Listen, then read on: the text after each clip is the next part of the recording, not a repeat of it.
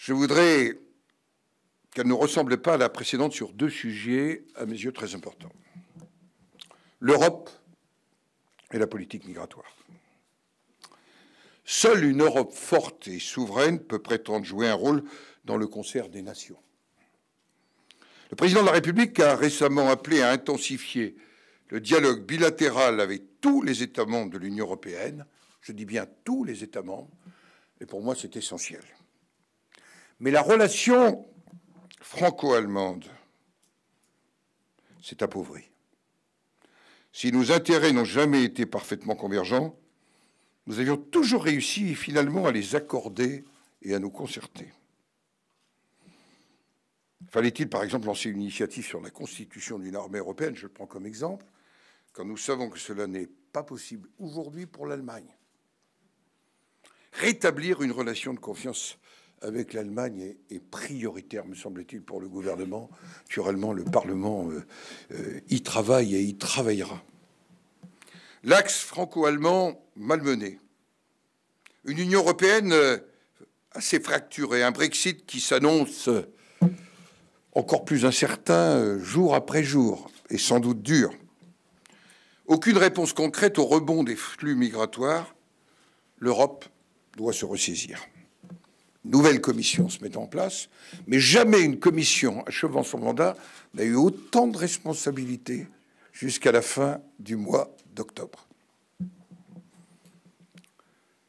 L'exemple d'un drame récent remet le traitement de la question migratoire au cœur de l'actualité. Le gouvernement fera une déclaration suivie d'un débat sur la politique migratoire de la France et de l'Europe. Ce sera le 10 septembre à l'Assemblée nationale, ce sera le 2 octobre au Sénat. Pour répondre à la crise migratoire, il me paraît que la réponse doit être déclinée à plusieurs niveaux. Au niveau national, il est indispensable de renforcer la lutte contre l'immigration clandestine et les réseaux de passeurs. Rappelons simplement un chiffre. Moins de 20% des décisions d'éloignement sont réellement exécutées. Gérard Collomb estimait, c'était en 2017, à 300 000 le nombre d'étrangers en situation irrégulière.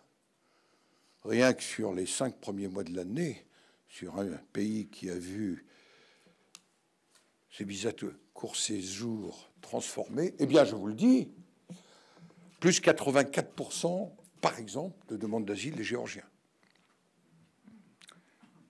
L'explosion du nombre de mineurs étrangers isolés, témoignage des présidents de conseils généraux, y compris dans des territoires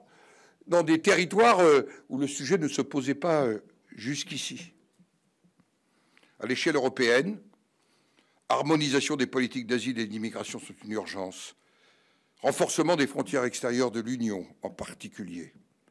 Et le président de la République l'a reconnu lui-même, la France est en passe de devenir le principal pays de demandeurs d'asile au sein de l'Union européenne, avec des flux secondaires de migrants, plus de 40 000 sur les 123 000 enregistrés, une réalité qu'il faut traiter, que d'ailleurs l'Allemagne a su traiter par des accords avec l'Espagne, avec la Grèce et l'Italie notamment.